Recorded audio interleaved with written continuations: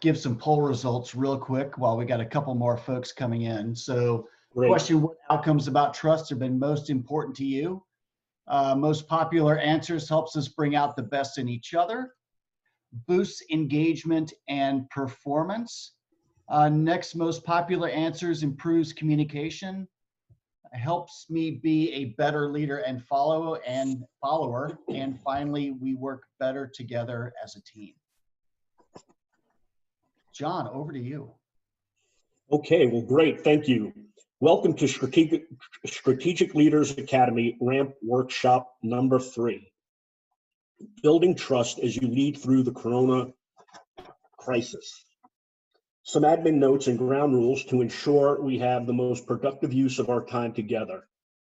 Please use the chat room to make comments and the Q&A box to ask questions of the presenters. Our COO, Nicole, will be monitoring these areas. At various points in the seminar, we will check in with Nicole. We are going to do a quick test now and ask you to leave one word in the chat room to ensure, one, that everyone can hear, that you have full functionality, and that you are actually dialed in. Okay, so go, leave some comments, free association, and drop just a one word in the chat room just so we can test that out. Thanks very much, I love it. Chat room is lighting up. Great, and thank you very much, folks. I appreciate that. In previous sessions, we introduced the RAMP model for the major crisis life cycle, and you see that here before you right now. This cycle is characterized by the initial react phase, where we predominantly remain in the coronavirus response when government leaders are reacting to crisis with huge changes to the environment and the economy. These are external to our business and outside our control. The upcoming adjust phase, that's where leaders have better knowledge and data on the timeline and effects of the crisis on their organization, and therefore make more informed decisions and adjustments to their mission and strategy to help start to find their new normal. This leads to the manage phase of our new normal and how we will prosper again. We talked about how to avoid staring at the pothole and get beyond the react phase by offering 5 shifts for your organization to consider in order to quickly find your new normal and prosper, as depicted by the green line on this chart. This week's webinar is part of a multi-week effort in which each webinar adds to the others, and we're excited to bring it to you today.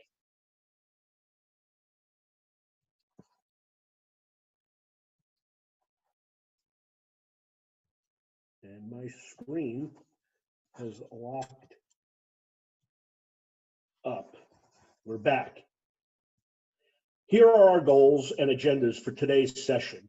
I'll give you a few moments to take those in. Again, the main focus is really building trust within your team so that you can ultimately have sustainable success. This session is designed for CEOs, founders, senior executives, nonprofit executive directors, and sports coaches, because you're in charge of people who are relying on you to make good decisions during this unprecedented time in our history. And because now, more than ever, we need to be cultivating trust within our organizations and teams. Here's our team. Starting on the left is Erik, then Nicole Kraus, our COO, who again will be monitoring those chat rooms. Kolenda, founder. In the middle, Jeff Marquez is to Chris's left. And then me, John O'Grady, in the middle. And then Tom Luscher on the far right. We help leaders and teams like yourselves achieve sustainable growth and success for their teams. We work with you because you are in charge and you are responsible and accountable for the success of your organization and the people you lead. We know that what it's like to be in charge, to be responsible for success and failure, to make decisions that affect people's lives and livelihoods, to live with the consequences of those decisions, and to learn. We know what it's like to be in your shoes. We've led organizations successfully in combat, crisis, and peacetime. We have advanced degrees in subjects related to leadership, culture, and strategy, and over 150 years of cumulative experience leading people and teams. We've undergone extensive training and study in order to turn our practical experience and knowledge into best practices that work for your business, nonprofit, government agency, or team. That's why our clients have already grown by over 25 million and counting. We want to have the same impact for you. We applaud you for taking time and the initiative to be with us today, and thank you, and for demonstrating the guts to grow. Before we begin, here's just one example of one of those clients that we helped. And again, you can see there the bottom line from Jim Faden, created $2 million annually in revenue. And we appreciate being able to work with Jim and his team and the success that they continue to have. Now let's take a quick check-in and get a sense of where you all are today. First, let's take about 30 seconds. And what we're going to do is look at pictures on the next slide. And we're going to ask you to pick one that best describes what you're going through right now in your organization as you lead. In a moment, we'll ask you to respond with comments using the chat function. So go ahead and get ready. I'll show you the pictures here, and then light up that chat room for our COO, Nicole, to share some of the top takeaways. And here we go. We'll sit here for 30 seconds. And as you find something that appeals to you, go ahead and throw it in that chat room.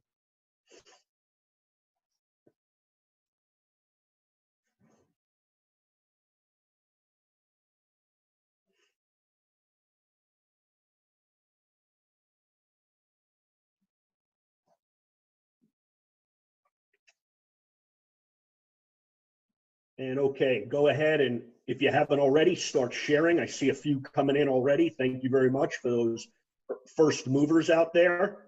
A few more popping in. This is great. Thanks very much, folks. Yeah, John, we've got the sun, the bike, Tinker Toys, and the paintbrush. Awesome. Very good. And it'll be interesting to see how this picture right now maybe shifts for some folks as we continue to go through. And so without further ado, we'll continue on. The information on this really is pulled from two primary sources. A Harvard study summarized in a Harvard Business Review article and Google's 10-year Aristotle project, where they studied high-performing teams. These figures or percentiles really bring to light the value of trust. In part, it is why we chose it as a topic to discuss and share with you today. Trust is a frequently used word. Just in the last month, consider how many times you've used it in thinking about your team, or you've heard it referenced during the crisis. Here are maybe some examples. If I felt more trust in employee X, I'd give them more responsibility and we could scale in important areas. Or, it's important that other groups in the organization trust my team. How about, who can we trust on our team at this critical time to develop new business opportunities? And so while we talk a lot about trust, what do we really mean when we make these statements? Why does building trust matter so much? And what can we do as leaders to increase trust on our teams? The why part may be easier to answer. Much has been written about trust and its importance in determining employee engagement, team alignment, and how comfortable a leader is in delegating to others. As to the what and how parts, trust can be frustrating to analyze in that it tends to be a gut feeling for us instead of a concrete choice. This makes it difficult to pinpoint the reasons why we trust one person more than another, and easy to believe there is little we can do to change that.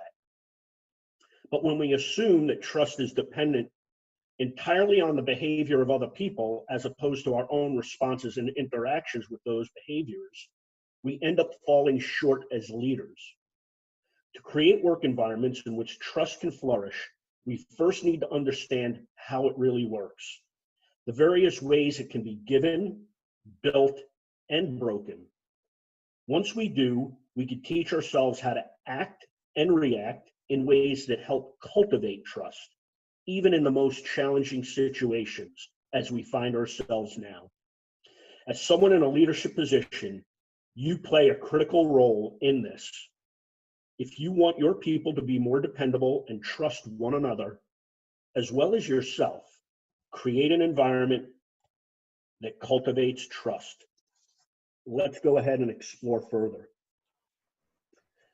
So these 5 shifts that we're getting ready to speak to throughout the remainder of this webinar are going to be some practical ways that you can apply the lessons that we're going to share with you so that you can hopefully begin to achieve some of the returns on investment that I showed you in the previous slide. At the conclusion of each of these shifts presented by my colleagues and myself, the presenters will ask you to interact in the chat room by offering thoughts. Additionally, to be respectful of your time, we won't deep dive into these topics to the extent that we could. Chris will explain opportunities to do so toward the end of our presentation so that you may continue your leadership and personal growth journey. Let's dive in, and I'll turn over now to my colleague, Jeff Marquez, to discuss the first of our 5 shifts, from opacity to trust. Jeff, over to you. Thanks, John, and thanks to all of you for joining us today as we continue to lead through COVID-19, the changes it's causing, and particularly how it's changing the way we work. I think we'd all agree that what and how we communicate is more important than ever now. So with that in mind, I'd like to share with you some common phrases, what I call defaults, phrases that we've all used or that we've been on the receiving end of. Bill, John. So for number 1, perhaps it was a long day for you. Number 2, maybe you forgot about it and you don't have an answer. And number 3, maybe you're just having a bad day. But the truth is, these are all reasonable statements, right? Number 3 might be a little over the top, but chances are you just wanted to get an answer out quickly and move on. Bill, John. But if we espouse the value of our people, what are we truly conveying here? Put yourself on the receiving end and tell us in the chat box what thoughts, what feelings are forming, what is igniting inside of you if you are receiving these kind of notes. So let's light up that chat box.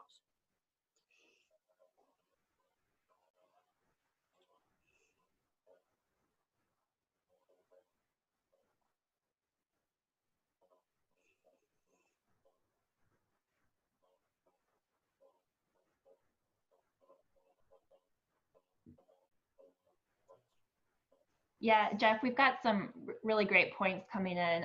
Chris notes, brush off, Erik and Tom, animosity, isolation, distrust, that they don't really care about me.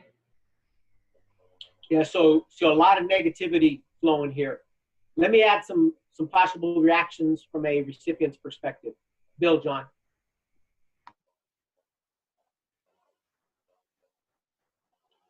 So here's what else may be coming across. So for number 1, well, if it's important, why can't we talk about it now? What are you hiding? For number 2, soon, today, next week, next month, can you be clear? And finally, number 3, wow. Okay, you obviously don't value my input, so I'll do the minimum to just get it done. Experts say it takes 500 milliseconds, or a half a second, for sensory information from the outside world to incorporate into conscious experience. So we can still get an answer out quickly, but if we were to take an extra second to be a little more transparent, we can change the meaning of these defaults and bring clarity to our work by doing what I like to call talking at the speed of trust. Let me share a story that shaped this perspective for me. So I was the chief of staff of a federal organization. I was newly assigned to the position, and I was new to the department. And I received a nice email that explained all the wonderful professional development opportunities that were available for senior executives. But I started asking around, what are we doing for middle managers? What are we doing for entry-level folks? And unfortunately, there was not much available. And so I thought, we got to fix this. So I asked for some input from the staff, and I received great feedback.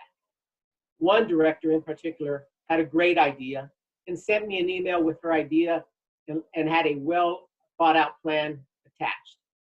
And so as I'm reviewing it, I'm thinking, wow, I have mission here, I have goals, I have objectives, I have a timeline. Heck, let's just put this plan together and we're ready to execute. So I sent her a note back, and all I say is, let's talk. I'm excited. But to her, let's talk was filled with nothing but uncertainty. Did I not like it? What time are we going to meet? Did she cross the red line? How should she prepare? The questions just continued.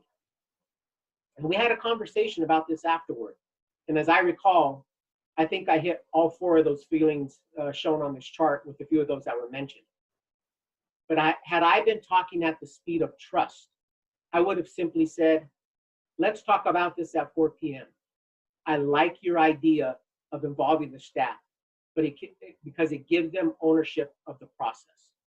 Compare receiving that note to let's talk. Next slide, John.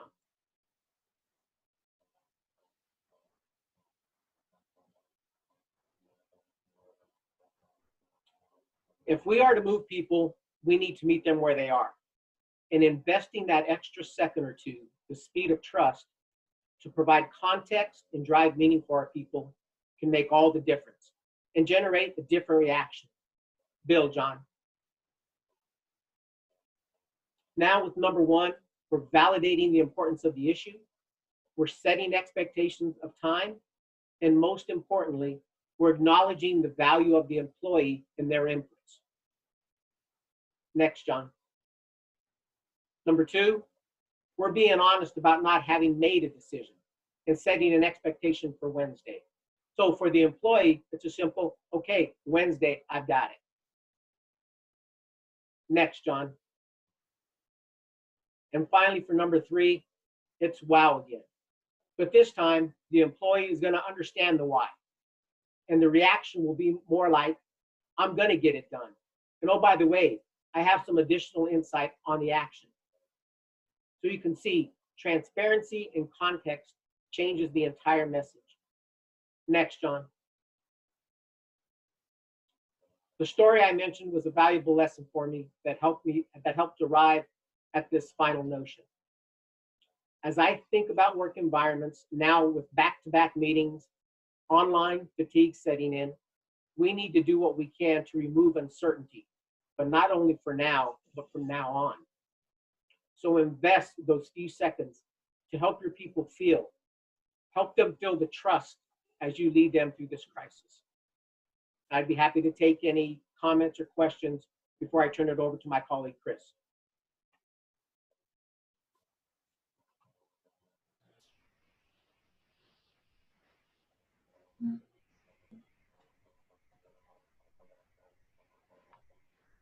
Okay, over to you, Chris.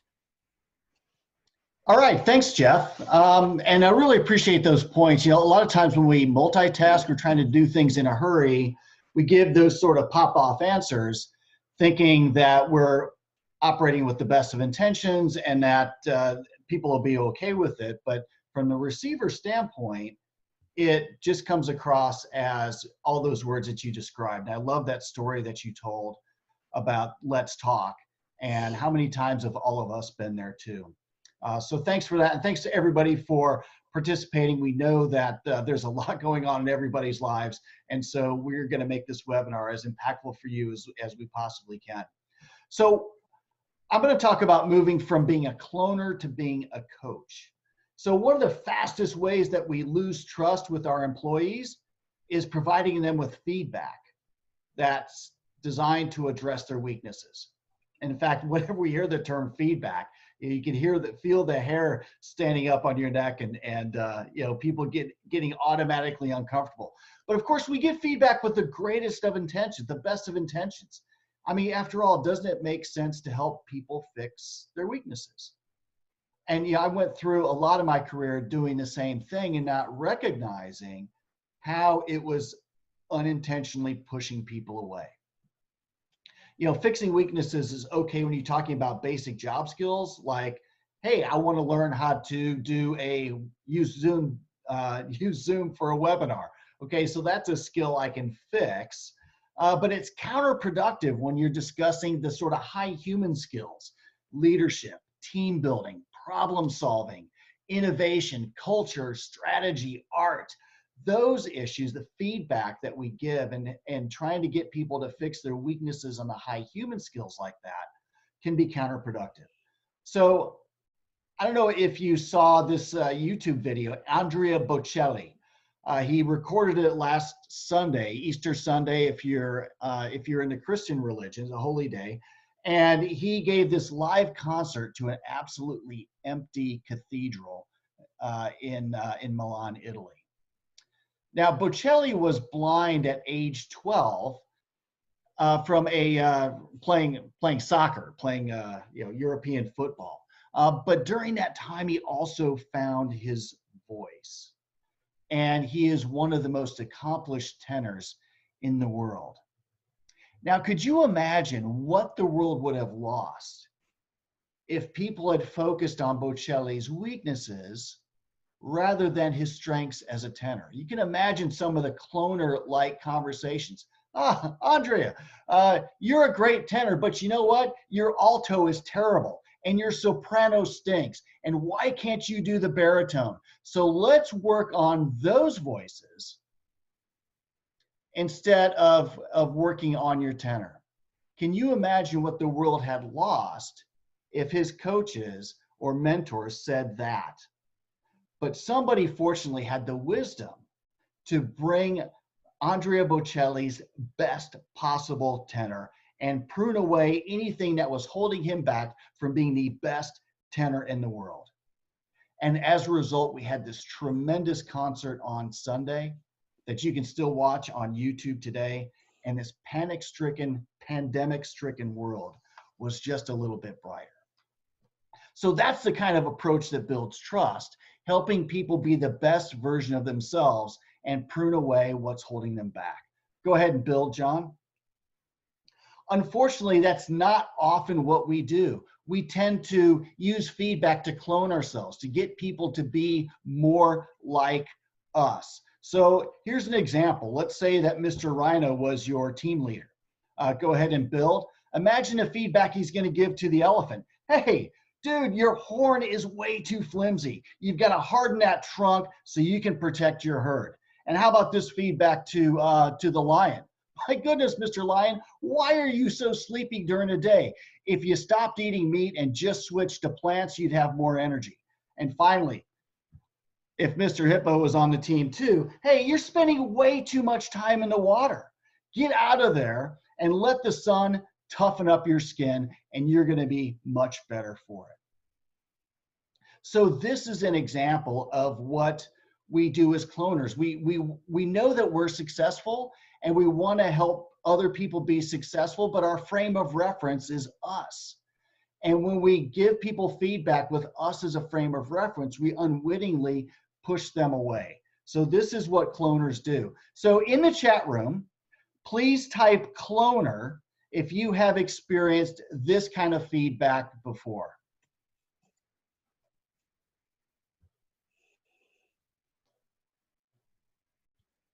Yep, lots of cloners, Chris. Okay, that's what I figured. We've all been there, and most of us have probably done that.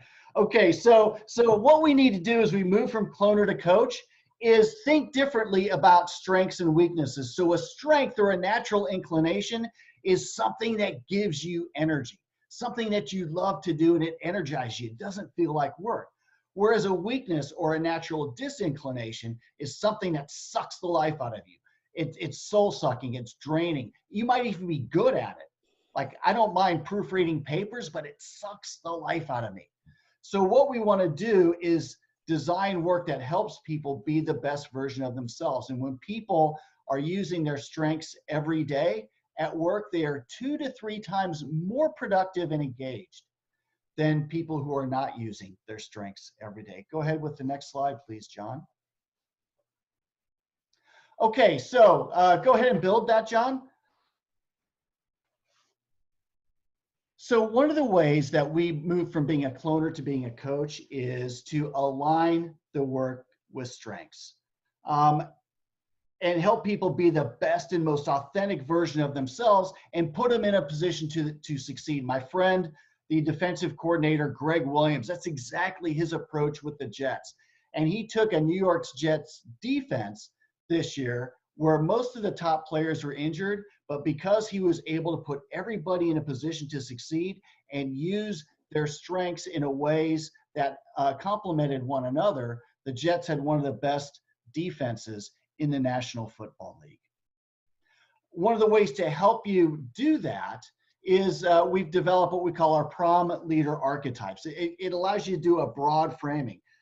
So people serve their organizations in different ways. You've got pioneers who are great innovators. You've got reconcilers who are consensus and team builders. You've got operators who make stuff happen and implement stuff to a high standard. And you got mavericks that will solve complex, wicked problems. So they all have these natural inclinations that serve your organization in different ways. And once you establish that, then you can get into some more narrow framing on skills. You can use like Tom Ross Strengths Finder, for instance, as a way to neck that down further. And then you align people's work with their strengths. So a way to start is by asking your direct reports these 2 questions when you do your check-ins. Hey, what strengths are you using for work this week? And what strengths do you have that you want to use more at work? So what are some of those strengths that you would like to use more of at work? And those 2 simple questions are really going to help your employees bring out the best in themselves and contribute to your organization in important ways. And finally, just a question for everybody. Go ahead and build, John. I mean, here's the ultimate coach or cloner versus coach test. Do your most vulnerable employees, so those employees who maybe look different, who maybe have different preferences, who may be lower, maybe more junior or lower in the pay scale, do your most vulnerable employees feel safe enough to bring their best and most authentic selves to work each day? And if we can answer yes to that question, then we're being a great coach and we're bringing out the best in our folks. So I am going to be followed by Tom Luscher, who's going to drill down on this even further.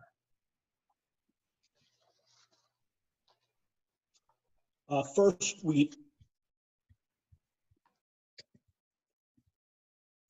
Go ahead. Yeah, first we've got the quick testimonial from Karen Seitz, and I'll go ahead and let you read that here. But really, it's a testament to Chris, especially when he was working with her, helping to get through some of those archetypes that he referenced, and understanding how to think about leader diversity, communicate more effectively, and develop action plans within her own team. That really led to some sustainable growth, and then also some pretty interesting collaborative decisions that really helped them as well in terms of some sustainable growth. And so with that, I will go ahead and pass it over to my colleague, Tom, Luscher, and thanks again, Chris. Really appreciate the perspective.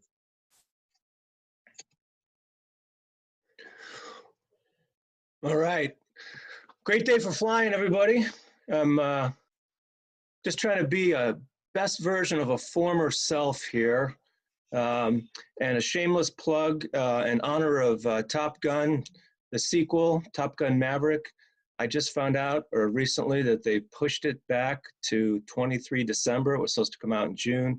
So that made me sad, but here I am isolating, and I thought I'd just go flying today and, you know, make myself feel a little better. But, well, since I can't really hear you with that on, I'll take it off.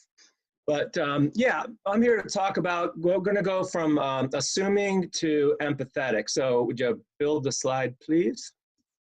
So as we expand on building trust in our distributed teams during this crisis, I think it's smart to take a pause to consider how we think our teammates are handling it.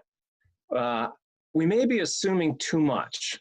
If we had a high-performing group just before the crisis hit, we might have a false sense of security that, you know, all's well with them and we can press hard on moving our organization toward its new normal. But have you thought about how the crisis has impacted your distributed team? Build, please. So these are some examples of concerns being reported in the national news and social media. Employees are understandably concerned about their own health, family health, especially older family members, as well as the effects of isolation, right, on their mental health, and for those with addiction recovery issues. Employees are, you know, they're also concerned about finances, obviously. Some, they're a political future of the country, potential societal upheaval, and the long-term effects to the economy and prosperity. So those unknowns are making them wonder about the makeup of their new normal. And in many cases, you know, whether or not they're going to keep their job and career. Build, please. So those distractions, concerns can cause huge distractions for our people and result in the risk to the performance of our distributed teams. Now, you know, their worries can cause disengagement with a corresponding decrease in output, miscommunication, misunderstanding, which causing friction, shifting priorities between personal and organizational work, mental paralysis, you know, risk aversion, and then those corresponding missed opportunities for growth. The good leaders are aware that, you know, individuals react differently to crisis and pressure situations, and they try not to push too hard when they sense that something is bothering a coworker. Build, please. But great leaders practice empathy to truly understand an individual employee's feelings, perspectives, their values, what motivates them, and they use that understanding to drive their actions as the leader of the distributed team. You know, of course, it's pretty well known that empathy is a key leadership habit. Volumes of research show that empathy begets trust in the leader and among a team or organization. Along with building a trusting culture, empathy boosts loyalty, employee engagement, and promotes creativity among team members. So now's a great time to practice empathy with your distributed team. Next slide, please. So it's good to feel empathetic about what your team is going through, but a great way to show you care about them and build trust is by doing occasional wellness checks that employ active listening. Build, please. So to really get an empathetic understanding of your employees' well-being, you need to practice active listening during your wellness check. Build, please. First, you know, it's okay to be somewhat vulnerable. It's bad to assume that if people find out who we really are underneath, that they won't want to listen to us. Well, the reality is that if we share the ups and downs of our own experience, we build deeper connections. So just remember to always stay in your role as the leader. You know, don't pretend or present yourself, you know, to your subordinate more like as a peer. Keep your leader role. But second, ask the right questions. You can try funnel questions, you know, starting from general to more specific questions to really get details about the situation. For example, you could ask your employee, what are the main distractions that you face when teleworking? And then ask increasingly more specific questions to help them find solutions. You can also use open questions to attract longer answers. Tell me about your family situation, or why are you disappointed? Or just simply, describe your telework experience. Those open questions get folks to share their feelings and opinions. Lastly, you can try probing questions, which are good when you're trying to get information out of evasive people. Some examples, probing questions are like, so what do you exactly mean by feeling unappreciated? Or who exactly is trying to sabotage your work products? Asking them the right questions can help you understand how the crisis is affecting them and build trust. Third, no interrupting. Now, it's not a hard and fast rule, but if you need to get clarification on a certain point, it's okay to ask politely. But what you don't want to be doing is interrupting someone every other sentence to make your own point or to add your own color into the conversation. What you're supposed to be doing is listening, not talking. So fourth, sometimes when someone's speaking, we just don't get what they're saying. So when needed, restate what the other person has said and don't be afraid to clarify it. You can say things like, what I'm hearing you say is that correct? This gives the other person an opportunity to ensure they're telling you everything they need to. It also shows you care enough, to ask a question to make sure you understand. And when someone has a hard time getting through everything, use some encouragers. They stop in the middle of us telling you a story. You can say something like, and then, or what happened next? Or, did Bob have a response to that? So nothing's that's gonna take over the conversation, but small pieces of encouragement, here and there is needed. And it's okay to ask for more relevant info that hasn't come out yet by using a few probing questions. Asking things like, how did that make you feel? Or what do you think is the best way to handle that situation? Those are good ways to get the other person to share more about how they feel, and it helps you understand the situation better. Yet you need to minimize your talking. This is obvious, but you need to remember to be an active listener, you should do minimal talking. You're trying to really listen and understand the other person. It can be tough to keep your mouth shut when you have something you think is important to add, but try taking a deep breath, pause, and keep your mouth shut. Then refocus on what the other person is telling you. Lastly, knowing that we all want to be understood, it's a good idea to validate the other person. Saying things like, I understand how that would upset you, or I probably would have reacted the same way, makes the other person feel like you're on their side and understand them. This will form trust in the conversation and your relationship. Validating someone is huge. Build, please, John. And finally, if you have a video connection, maintain eye contact, which shows them that you care about what they're saying. Also, don't fidget too much, like playing with a pen, picking up your phone, or looking all over the place, which conveys that you aren't really interested in what they're saying. And watch for nonverbal cues. Their body language may show they're uncomfortable if they fidget. And if they're nervous or defensive or not being open and honest, they may, look down and away. So there's a quick lesson on how to practice active listening. Do yourself a favor and work on your active listening skills. Try it at home with your family. It can have a huge positive impact on building trust with your distributed team. So quick question for the group. Does anyone have a good kind of initial icebreaker question that you ask your team, that really, helps open them up to giving you honest feedback about how they're feeling right now? You can type it in the chat box. Sometimes it's, something about their favorite sports team. I don't know. But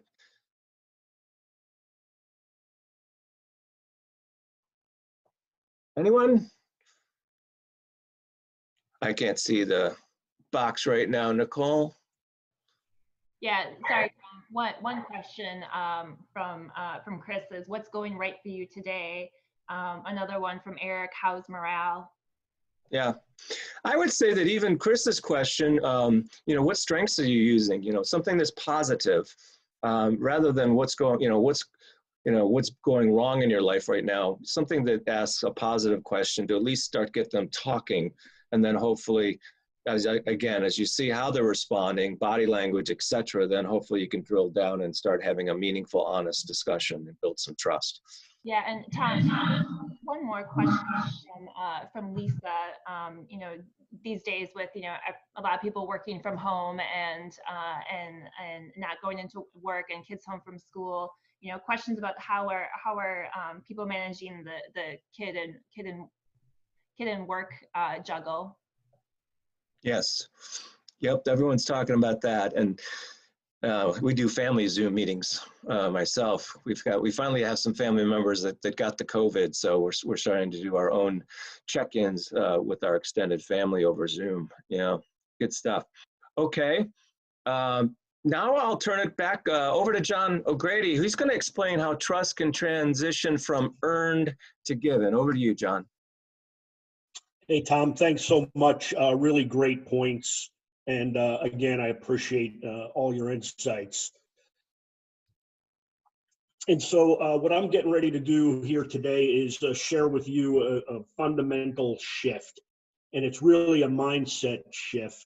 And it's from, is trust earned to trust is given. And as I thought a lot about trust, and I've studied it and put a lot of principles into practice, what I found was a key gateway to opening up the rest of the possibilities of trust was this fundamental shift. But it was also the one that was most difficult for me, because I'd grown up in a world where, hey, you know, you have to earn my trust. I mean, that's that simple. And I know I've said it myself plenty of times. You have to earn my trust. I've said it to direct reports. I've said it to colleagues. I even said it to my own daughter. And what I'd like to share with you, though, is a different perspective that I have now after some real deep reflection. And so you may be wondering, why do I have all these pictures of airplanes up? You know, in the lower left-hand corner, you got the little kid looking out the kind of the porthole there, the window. You've got pilots getting ready, going through checklists. You've got the plane sitting there on the tarmac getting looked at by various maintenance crews, etc. And so most, if not all of us have experienced getting on an airplane, and many times with our family and loved ones. And what I'd offer to you is, if you take a second and really just stop and think about it, you have basically trusted those two co-pilots, or pilot and co-pilot. You have trusted the maintenance crew. You have trusted the people who are responsible for ensuring software updates are put onto the airplane computers so that the wing flaps operate properly. You've essentially trusted a whole host of people that you don't know at all with your life and that of your family. Think about that for a second, right?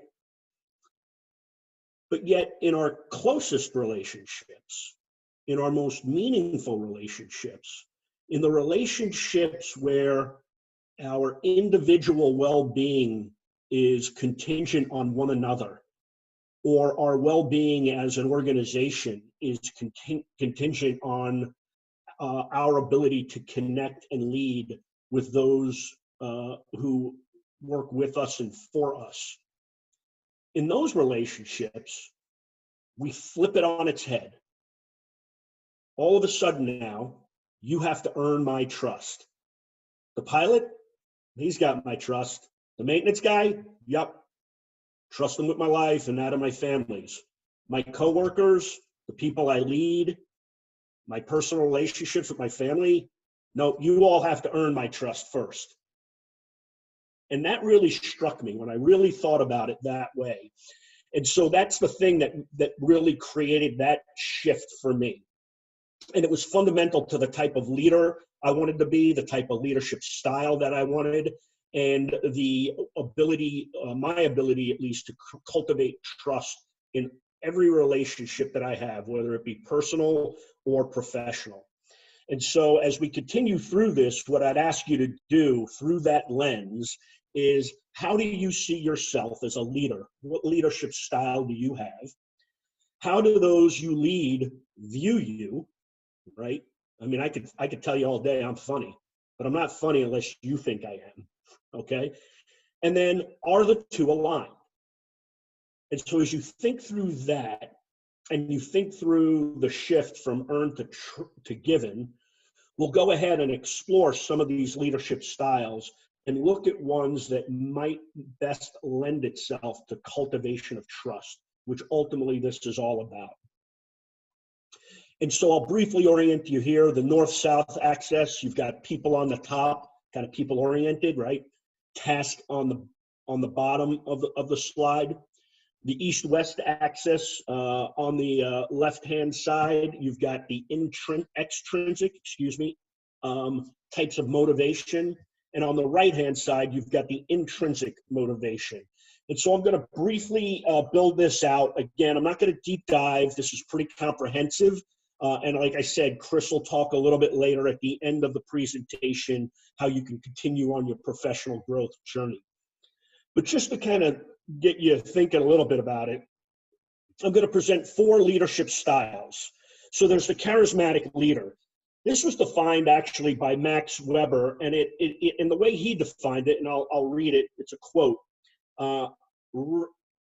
Charismatic leadership is resting on devotion to the exceptional sanctity, heroism, or exemplary character of an individual person and of the normative patterns or order revealed or ordained by him or her. Simply put, that's end quote. Simply put, this is a leadership style that is fundamentally and centrally about the leader. It is leader-centric, rather than being about those whom you lead. The next one, transactional. Transactional is characterized by leaders who exchange tangible rewards for the work and loyalty of followers. The typical carrot and stick approach. Extrinsic needs tend to be the predominant focus. Servant leadership, a relatively new term, but servant leadership is a leadership philosophy built on the belief that most effective leaders, the most effective leaders, strive to serve others rather than accrue power or take control. These leaders view their role as a vocation more than a job. And these others that I referred to that the servant leader is serving can include, but not limited to, customers, partners, fellow employees, board members, the community at large. Lastly, transformational leaders. Transformational leaders are leaders who engage with followers, focus on higher order intrinsic needs, and raise consciousness about the significance of specific outcomes and new ways in which those outcomes might be achieved. And again, through the backdrop of, is trust earned or given? Then the lens of these 4 leadership styles, let's go ahead and explore likely outcomes or byproducts of these. And so if you find yourself or those who you lead or the organization that you are in on the left-hand side of the north-south axis, i.e. in that charismatic or transactional leadership style, then this is what you're likely to encounter. Now, look, it's not a monolithic broad brush. And again, I said there's a lot of nuance to this that we could go into further. But again, for the interest of time. And so what you're going to see here is you've got low trust, leader focused, low initiative, low sustainable commitment. None of those are good for productivity. None of those are good for sustainable growth. And none at all are good for the current crisis we're in. In fact, they only exacerbate the crisis. And then on the right-hand side, you've got literally just the opposite of that. And so if you tend to be more in the servant leadership or transformational side, these are the likely byproducts and outcomes these are the things that are going to help you lead through the crisis versus just survive in it. And so ultimately, as you're going through this, wherever you may be, wherever folks who you may be responsible for developing yourself may be, the idea is ultimately over time, through self-study, through opportunities like this of growth, you're going to develop over time and start to gravitate and operate more times than not on the right-hand side in one of those two quadrants, servant or transformational. And so what I'd like to do now as I get ready to close is pose a question to you. So go ahead and warm those fingers up. Of course, if you have a question as well, drop that in the Q&A and Nicole will read that out. But here's the question, what is your experience with leaders who operate on the right-hand side of the slide as opposed to the left-hand side? What feelings do they elicit in those they lead? And so go ahead and start sharing your comments there. And again, if you've got questions as well, that's okay. And I'll pause here and wait for Nicole to come up if there's any comments or questions.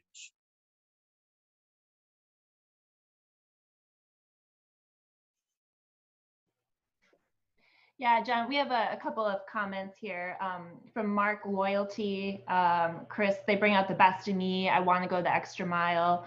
Erik, they motivate, they inspire.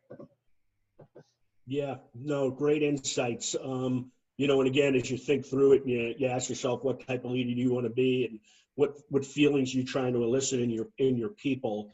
I think we would all appreciate being able to do that. And again, especially in times as trying as these. So I appreciate those insights and sharing those insights with us. At this time, I'll go ahead and I'm going to be followed by my colleague. But first, there's going to be a quick testimonial from a William Laitman. William's a gentleman I had the opportunity to work with and really took a lot of the work as well from my colleagues here at SLA. And you can see just some of the highlights there. But really the biggest thing that William took away was really opening his mind as the CEO in a time like this to possibilities that he had not previously considered, and how he attributed that to being pretty vital in a time of crisis. Gave them a lot more space in which to operate than he had previously thought. And I remain in contact with William even now, back and forth. And so really appreciate that, and hopefully we're having the same impact for you. And at this time, I'm going to be followed by my colleague, Erik. Erik's going to talk to us about the fifth and final shift, transitioning from paralysis to agility. And so, Erik, over to you. Thanks, John. And thanks to all of you joining us today. I know your time is precious, and this time has been so rich. So to continue that great discussion, I just want to share a few points that I believe will help you and your team to go from what I call problem paralysis to agility. So let's first take a trip to the state of problem paralysis. Have you been there? Something big and bad just happened. You know, you have to pull the whole team together, start planning. Where do you begin? Who do you even call into the conference room? When? Can you even meet physically, or is it a Zoom call? What does tomorrow look like?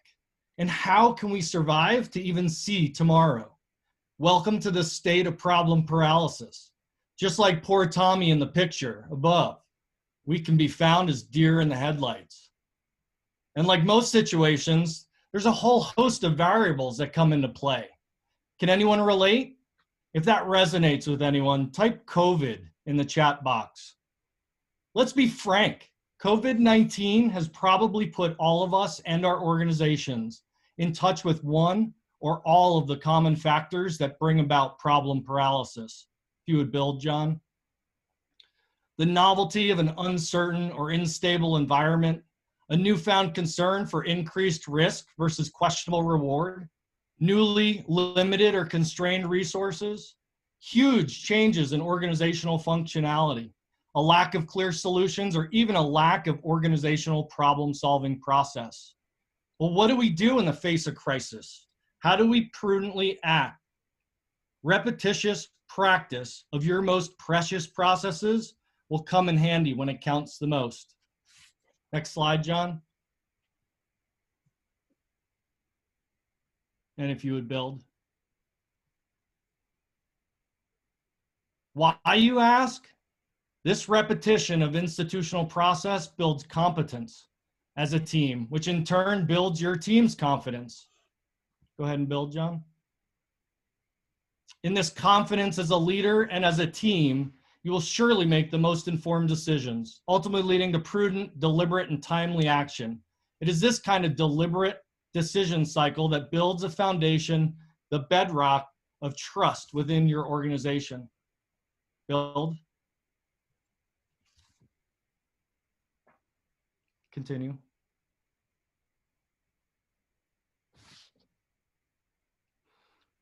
So, where do you start, you might ask? I suggest the best place to start is before crisis ever hits. Go ahead and build. A key to remaining agile is actually institutionalizing or having a playbook capturing your decision-making or problem-solving processes.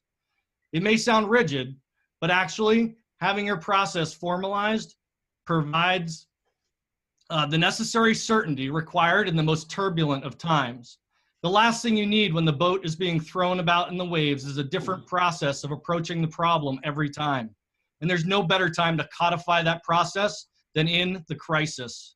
Another key to stepping out from the headlights, scenario planning or case study analysis.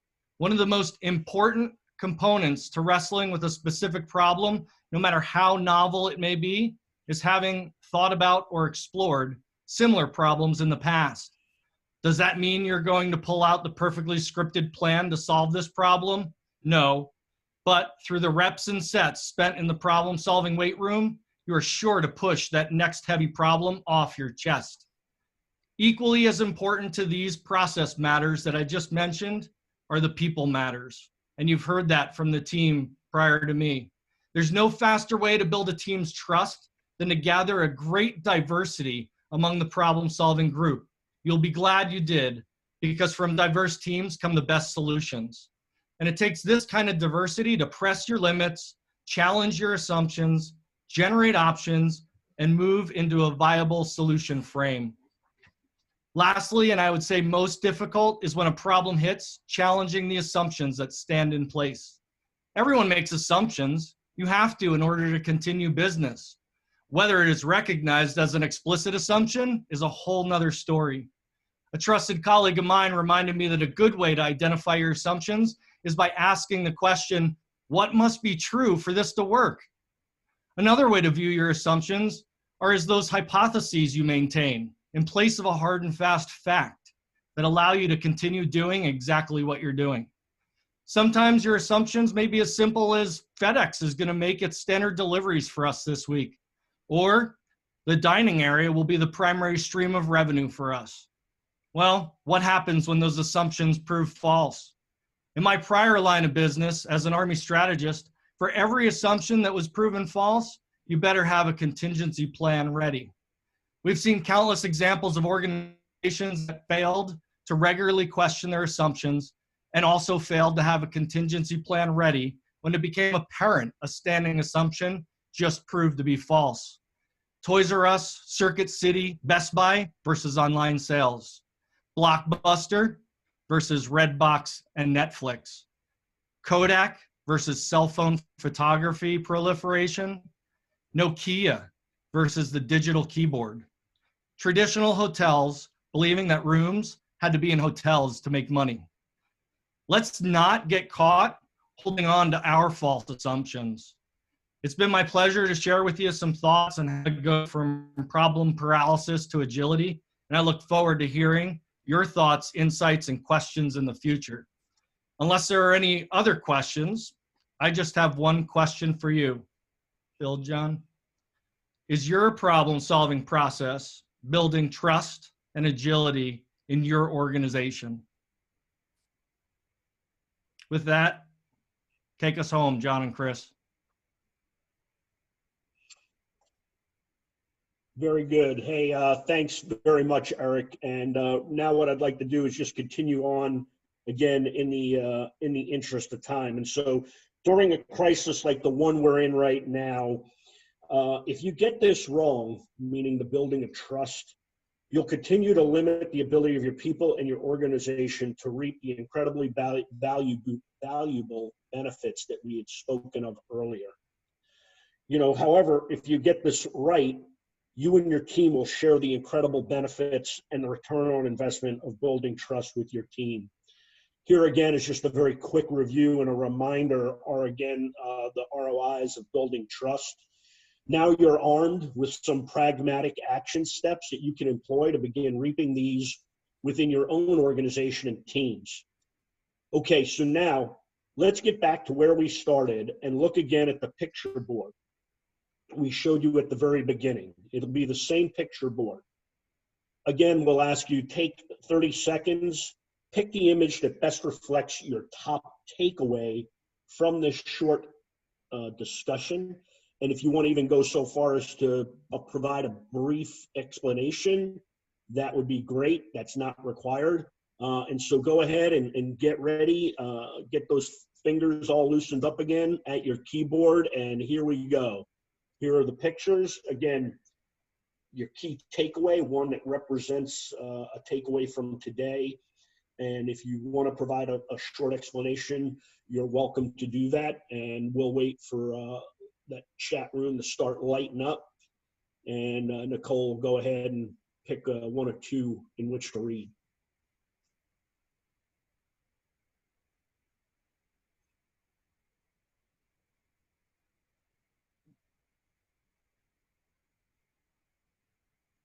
And I see some things starting to come in here, indicators the chat board is getting some input.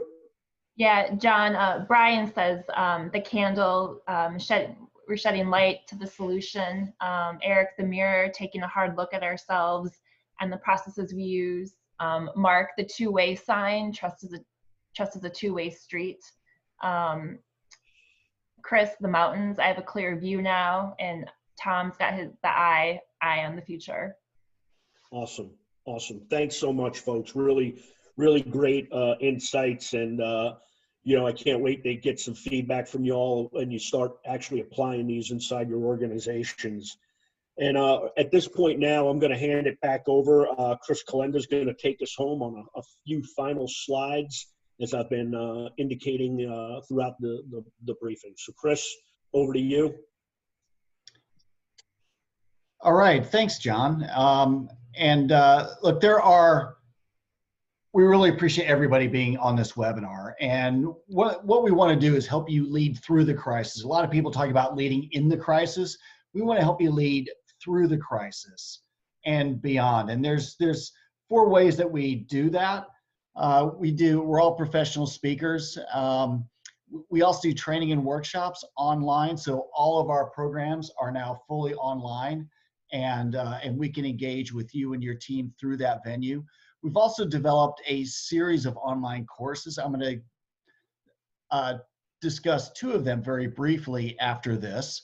And then finally, we do consulting and strategic advising, which is where people get a lot of payoff from our support. So if you're interested in helping and working together with us to help you lead through the crisis, those are some ways that we can support you. Our clients have grown by $25 million and counting, and we are really proud of that. This webinar is giving you a little bit of a taste of the kind of practical support we can provide. And the bottom line with all of our support is we want you to get a minimum of a 10-to-1 return on investment. Our current batting average for our clients is 25-to-1. Every dollar our clients have invested in our support has returned on average to them 25 times over. We're really proud of that. Next slide, John. So one of the things that John mentioned earlier, and the key difference between leading in the crisis versus leading through the crisis, is what we call the pothole principle. So go ahead and build. Leading in the crisis is like staring at the pothole. And you know, if you're riding your bike or you're driving a car along the road and you see a pothole, if you stare at the pothole, you know you're going to hit it and you know you're going to face plant. But if you look beyond the pothole and you keep your eyes on where you want to go, then you're going to go around the pothole safely and arrive at your destination. So leading in the crisis, it's like staring at the pothole.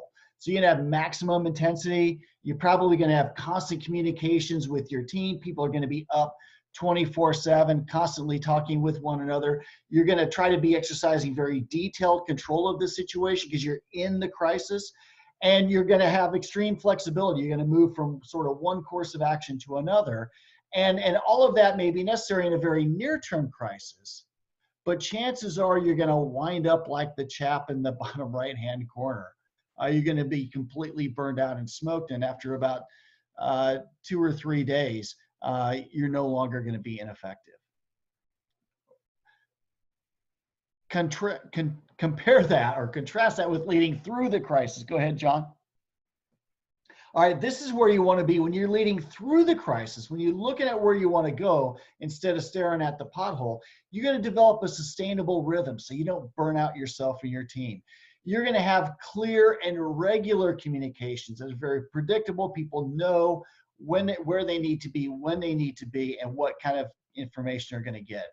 You're going to know the what you're supposed to do, why you're supposed to be doing it, and all of that's going to help you extend your runway during this crisis time. It's going to safeguard your team, your culture, and your trust so that you're going to have the agility to pivot and succeed when you get the post-crisis new normal and the economic reboot. So I would much rather be the person in the upper left than the person in the lower right. And that's where we want to help you be. Go ahead.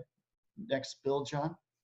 So we developed a number of resources for you to help you lead through the crisis. The first one is we've added a page to our website. We're calling it the Crisis Lifecycle webpage. You go in there, all sorts of free resources, our webinars, our articles, etc. Go ahead, John. Now, we've also developed a couple of online courses to help you and your team sustain high performance through a long haul crisis. So the first one is aptly named Leading Through the COVID-19 Crisis. So how you and your team can sustain high performance. So we're talking about sustaining high performance. We're going to help you avoid the sort of peaks and valleys of, of crash and burns that organizations often face when they're leading in the crisis. We're going to help you, this course is going to help you safeguard your talent so you strengthen your culture. You engage and retain your top talent so they can help you extend your runway and also protect the future of your business. We've got modules on scenario planning so you can pivot successfully into the new normal and the economic reboot. So we've got 6 lessons already built. We're going to be adding 2 to 3 more to include one module that's built on today's webinar. And that includes even more practical takeaways than what you got already today. Frankly, the best way to go through this course is to do it with your leadership team. And you can also bring on an SLA facilitator for even greater impact. So we'll work with you to prioritize the modules and get the best implementation from the worksheet so you and your team are on the same page as you lead through the crisis. Now, with all of our courses, we offer 2 guarantees. First, 7 days, no questions asked, money back. If after 7 days you take a look at the course and say, yeah, I know this really isn't for me, I don't think this is going to work for us, hey, that's fine. Just let us know, and we will send every penny back, no questions asked. Guarantee number 2 is after you've worked through the course, you've done the worksheets, if you're not seeing any results at all, just let us know and we'll work with you until you see results, or we'll give your money back. We are that confident that this is going to help you lead through the crisis effectively. You can see the link below for the website to that crisis. Our second course, go ahead, John, is, you might be ready for a bridging strategy now. And as you look at, go ahead with the next build, sorry. As you go with the, as we look at the new normal, there's some things we're already starting to know. Likely have more reliance on IT, like Zoom conferencing and distributed work. larger companies are likely to have a bigger advantage than smaller ones. So you're going to probably see some consolidation. People are going to be less willing to talk, to go to crowded events, probably less willing to participate in those open office workspaces, and less tolerance for a toxic work environment. So imagine when the economic reboot happens, people are suddenly looking for employees again. Your top talent is already searching for that. And if there's a toxic work environment, they're going to run at the first sign of possibility. So as you look at some of these new normals, you might be yourself in a position where you're ready for a new bridging strategy. So build your strategy as a step-by-step process, creating a new strategy for you and your team. It's fully facilitated by an SLA expert, 100% virtual conferencing, clear steps that get you moving forward into a new strategy. So this is this process, what we call our 5D strategy process, is where our clients have seen the biggest return on investment. So we've put the entire process online for you and your team, and we'll help you every step of the way. So your entire leadership team and board can take this course for a single price, and we even let you pay in 3 installments. So this strategy process is going to help you extend your runway and pivot successfully into the economic reboot and the post-crisis new normal. So with all of our courses, lowest possible prices, so we can help as many people as possible and get a huge return on investment for you and your team. A final testimonial from Colleen Creighton. We worked together with her and her team on a new strategy, and within the first year already $100,000 ahead in revenues. Go ahead, next slide, please. Hey, this is our next webinar. We're going to talk about ways to strengthen your culture as you look ahead towards the economic reboot. Last slide. Again, we really appreciate everybody being with us. Here is our contact information, which Erik.Kober, Nicole, Chris, Jeff.Marquez, etc. at strategicleadersacademy.com. We'll be delighted to answer any questions you have about this webinar or any ways that we can support you. I really appreciate everybody. I'll stand by for any questions in the Q&A. Otherwise, hoping you and yours are safe and healthy through this crisis, and that you're able to move through it successfully with you and your team. Thank you very much. Thanks, everybody.